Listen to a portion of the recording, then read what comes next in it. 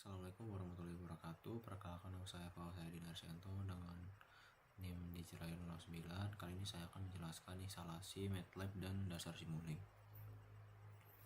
Ya, di sini tuh dari MATLAB sendiri itu adalah sebenarnya software yang yaitu fungsinya untuk menganalisis data, pemodelan, visualisasi dan algoritma. Terus juga Simulink tersendiri itu artinya adalah software juga yang fungsinya itu untuk membantu para pengguna menggunakan basis blok diagram untuk pemodelan simulasi sistem dinamis yang terintegrasi dengan MATLAB. Nah, dari model yang tersendiri itu juga yaitu artinya membuat representasi sederhana dari sistem nyata agar mudah dianalisis dan dirancang. Nah, di sini tuh ada banyak sekali aspek-aspek. Yang pertama ada definisi. Nah, kita masuk ke teori Laplace transformasi ya. Definisi dari Laplace transformasi itu yaitu metode untuk mengubah fungsi waktu dari waktu ke fungsi Laplace. Nah, transformasinya itu rasio antara output dan input sistem dalam domain Laplace. Tujuan utamanya yaitu menyederhanakan persamaan diferensial menjadi persamaan aljabar. Untuk fungsinya menunjukkan hubungan matematis input-output sistem. Terus perannya yaitu membantu menganalisis sistem dinamis di berbagai domain. Fungsinya digunakan untuk menilai stabilitas dan respons sistem. Nah, fokusnya dari Laplace tersendiri itu yaitu transformasi sinyal atau persamaan diferensial. Fungsinya itu merepresentasikan perilaku sistem secara keseluruhan. Manfaatnya yaitu menghitung nilai awal dan akhir, dan fungsinya itu digunakan untuk mendesain, kontrol, dan diagram blok. Ya, ini contoh-contoh sistem pemodelan mekanik ya.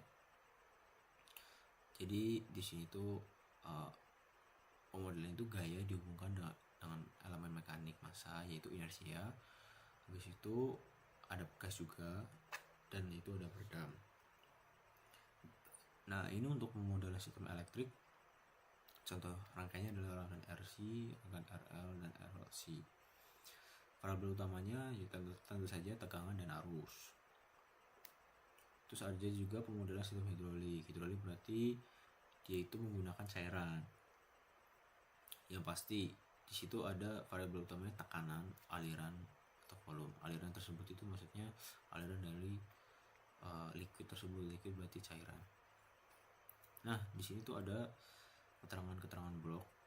Yang pertama itu ada input atau set point, jadi itu nilai awal atau nilai target yang diinginkan. Nah, itu dia akan masuk ke dalam controller. Controller itu adalah sebuah gampangan sebuah penggerak yang menggerakkan atau bisa disebut menghasilkan sinyal kendali. Terus akan lanjut pada plan. Plan itu adalah objek yang dikendalikan, jadi aktuatornya. Misal ada motor, ada sistem hidrolik, ada sistem sistem mekanik juga ada. Terus masuk ke output yaitu hasil dari sistem semua secara keseluruhan. Jadi kalau di sini itu contohnya adalah closed loop. Jadi dari input akan masuk ke output, dan dari sinyal output ini akan menghubungkan lagi ke input gitu, dan akan menghasilkan error signal. Nah, cara penggunaan Simulink yang pertama itu pasti buka Simulink pada softwarenya, tentu saja yang sudah di-download. Yang kedua, kenali dua jendela utama, yaitu di situ ada library browser. Terus masuk ketiga yaitu masuk ke blok, jenis blok pada di library. Nah, itu yang keempat ada scope untuk menampilkan sinyal. Yang kelima untuk mengubah blok, keenam menjalankan simulasi, dan yang ketujuh menambahkan gain.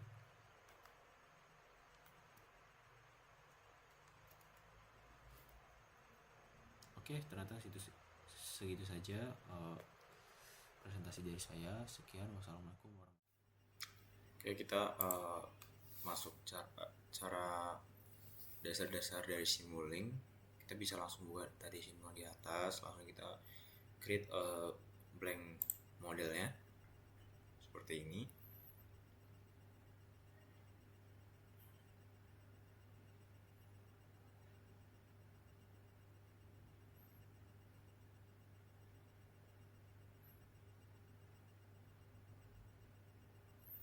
Bentar ya, mungkin ini loadingnya agak sedikit lama karena emang dari MATLAB-nya sendiri menggunakan RAM yang begitu besar, jadi agak sedikit lama.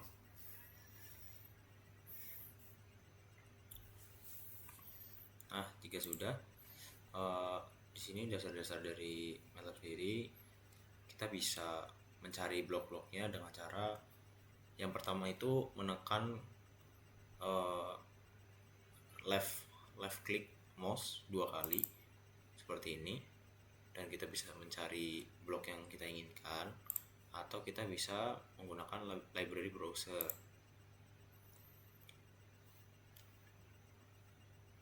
Nah, di sini sudah banyak blok-blok yang bakal bisa digunakan lah. Nah, untuk yang pertama kita bisa masuk ke blok source, yaitu berarti blok inputan. Jadi di sini kita akan mencoba yang pertama ada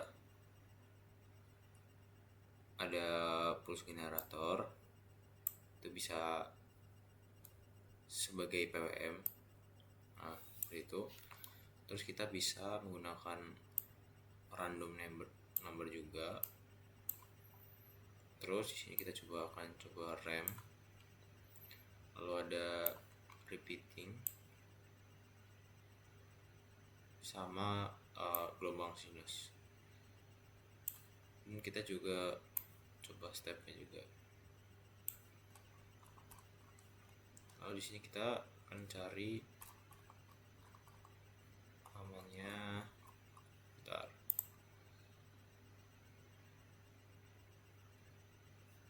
namanya scope. Nah, scope ini di sini fungsinya untuk mendeteksi bahwa output dari gelombang setiap inputan ya. Di sini satu-satu.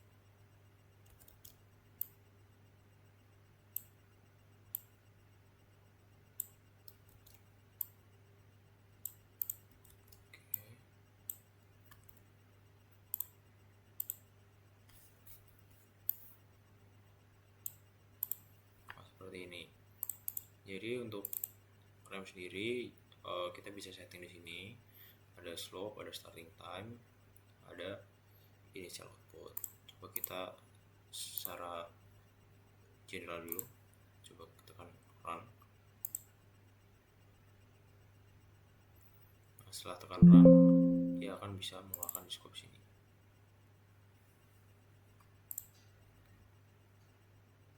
Nah, jadi untuk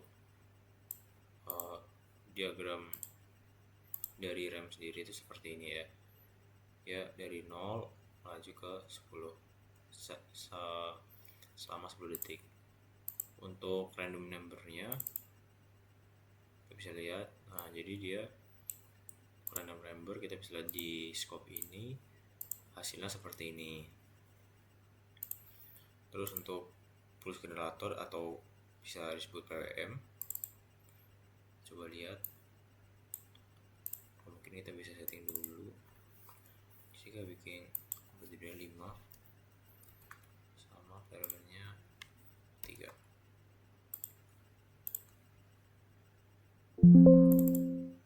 Nah, di sini waktu inputan dari PWM itu hanya sekitar 0,1 detik. Terus untuk yang repeating sequence-nya, nah dia seperti ini bentuknya, naik ke atas. Dan untuk gelombang sinusnya kita juga bisa lihat seperti ini, hasil dari scope gelombang sinus. Dan untuk yang terakhir di sini kita coba lihat dari stepnya. Nah, untuk step seperti ini, dia dari mulai dari bawah terus langsung melaju ke inputan 1 hingga seterusnya.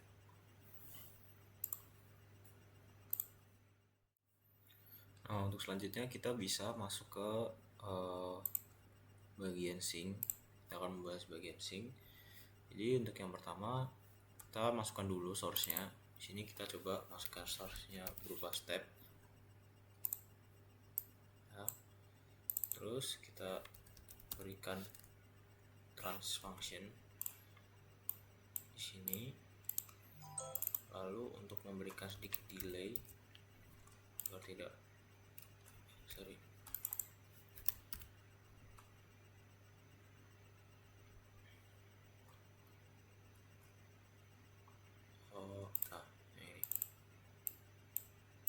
delay.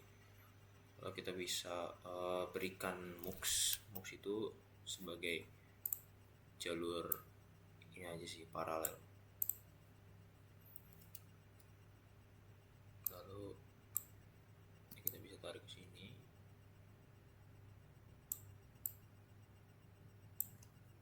Terus lalu untuk outputannya kita berikan scope ya. Terus kita juga bisa di sini menggunakan display. Dia itu berarti dia berbentuk digital ya. Jadi keluaran langsung angkanya. Nah, kita juga bisa memberikan to workspace sama to file. Nah, kita di sini setting dulu. Kita mungkin di sini setting untuk step time-nya sebentar 2 second, lalu final value-nya 5. Lalu untuk transfer function di sini kita bisa berikan 2. Nah, untuk yang sebelah kiri ini untuk yang bertabrakan dengan variabel. Jadi kita bisa isi 5, dan untuk yang sebelah kanan itu untuk konstan. Nah, seperti ini. Ini data seperti ini sudah cukup. Untuk ini kita bisa memberikan namanya output.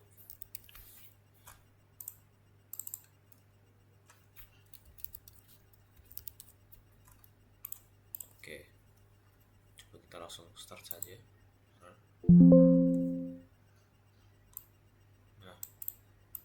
di sini dia bakal keluar untuk di displaynya itu keluaran tegangan dari hasil inputan source step ini. Dan untuk scope-nya dia berbentuk seperti ini. Jadi ada step di sini, lalu di sini yang warna biru ini delay-nya. Lalu fungsinya ada to file ini itu untuk apa? Jadi nah, ketika kita sudah run untuk di halaman pertama tadi sebelum kita masuk ke simulasi, dia sudah ada workspace kayak sebagai jalan pintas. Jadi jika kita pencet, kita bisa langsung masuk ke dalam ini ya, bagian sininya. Selanjutnya kita masuk ke bagian ini dari math operation. Jadi kita akan bahas blok-blok yang mengandung kalkulus ya. Di sini saya akan mengambil yang pertama. Di sini kita ambil yang namanya Fs, yaitu nilai pasti. Terus di sini kita coba akan mengambil divided, yaitu pembagian. Selanjutnya kita bisa menggunakan produk. Produk ini untuk perkalian ya. Produk ini untuk perkalian. Dan untuk yang terakhir kita bisa menggunakan subtract, yaitu pengurangan. Jadi kita bisa masukin terlebih dahulu konstan. Konstan itu adalah masukan dan displaynya.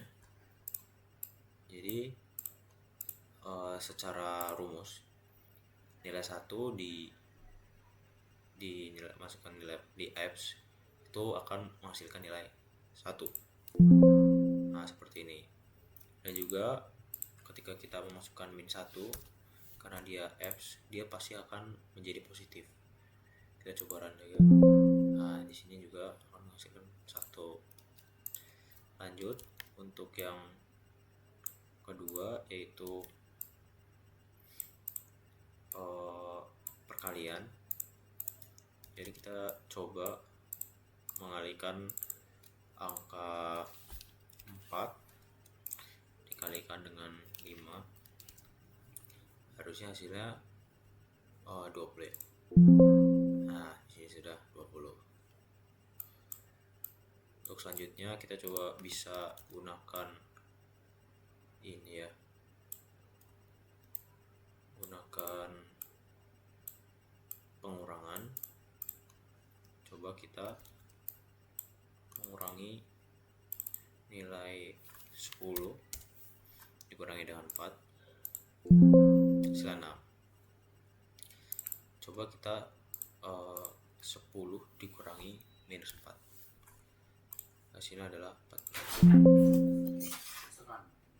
ya. Ini jadi nilainya 14. Ini untuk pengurangan. Kita coba untuk menggunakan pembagian dengan contoh misal kita memasukkan angka 10 dibagi dengan 5 hasilnya 2. Dan bagaimana jika hasilnya koma? Misal kita akan membagi 10 dibagi dengan 4.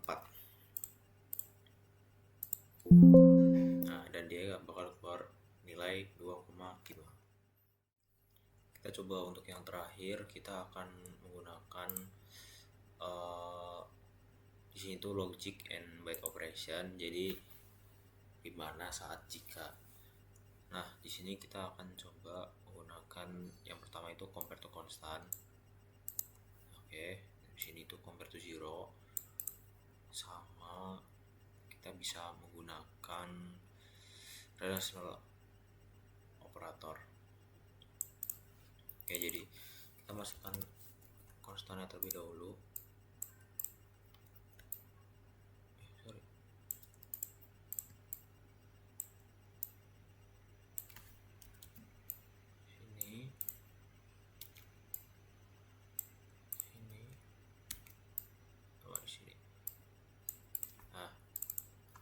Dan kita masukkan display juga.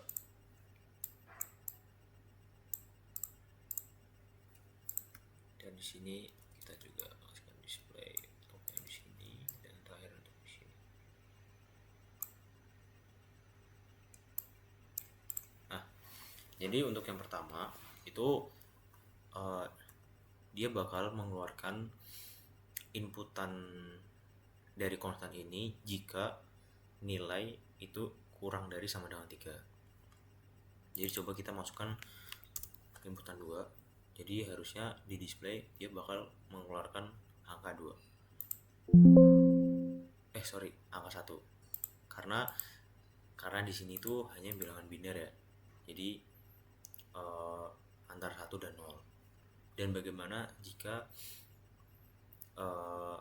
kita memasukkan inputan yang lebih dari angka 3, contohnya 4. Nah, di sini dia bakal mengeluarkan 0. Untuk yang di bawahnya kita itu compare dengan 0. Jadi di sini tuh kita bisa ganti-ganti juga sih sebenarnya, antara kurang dari, lebih dari, tapi dengan parameter 0. Sedangkan yang tadi itu kita bisa mengganti constant value-nya gitu. Untuk yang kedua ini sebenarnya sama sih kayak di atas. Jadi ketika kurang dari sama dengan 0 dia bakal mengeluarkan inputan 1, dan ketika lebih dari 0 dia bakal mengeluarkan inputan 0. Coba kita masukkan untuk konstannya 0,5. Minus 3 aja. Kita coba run. Nah, di sini dia bakal mengeluarkan 1 karena minus 3 itu kurang dari 0. Dan coba bagaimana ketika inputan lebih dari 0. Kita masukkan 1. Nah, jadi untuk outputnya dia bakal mengeluarkan angka 0. Nah, untuk yang relation operator sini, jadi operasi ini ketika inputan pertama itu harus lebih kecil daripada inputan kedua. Jadi dia bakal mengeluarkan nilai 1. Seperti itu. Jadi kita coba masukkan angka contoh 5 dan di sini masukkan angka 2. di sini bakal keluarkan angka 0. Kenapa? Karena 5 itu lebih besar daripada 2, bukan kurang dari sama dengan 2. Seperti itu. Coba kita memasukkan angka yang lebih kecil dari 2. Contohnya 1. Nah, di sini dia bakal mengeluarkan angka 1.